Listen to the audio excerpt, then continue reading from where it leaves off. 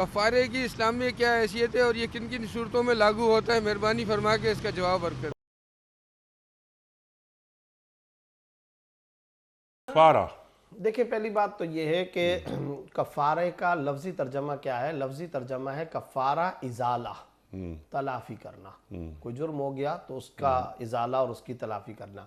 सवाल बहुत तफसीली है और हम उस तफसीलात को जा भी नहीं सकते। कफ़ारात की कई किस्में, मिसाल के तौर पे ज़िहार का कफ़ारा होता है, कसम का कफ़ारा होता है। ज़िहार यहाँ फरमा दीजिए कि अगर बीवी को बहन कह दिया जी, तो ज़िहार है। हाँ, बहन की तरह कह दिया, वो वही बहन की तरह कह बहन दिया। की तरह कह दिया, माँ की तरह कह दिया, ठीक। या अंति अलैया का ज़हरी उम्मी, के बीवी को कह दिया कि तू मुझ पर इस तरह से जैसे कि मेरी वालदा की पीठ है। जी। इस तरह का लफ्ज़ अगर कह दिया तो ऐसी सूरत पे वो ज़िहार हो जाता है। अच्छा, अच्छा, उसकी जो वो भी बता दीजिएगा आप कि वो कफ़ारा क्या है जी, उसका। मैं अर्ज़ करता हूँ कि वो एक ये सूरत होती है। दूसरा है कसम, कसम का मामला है। जी हाँ। इसी तरीके से आपको पता है कि रोज़ा अगर तोड़ दिया जी हाँ। उसमें कफ़ारा आता है।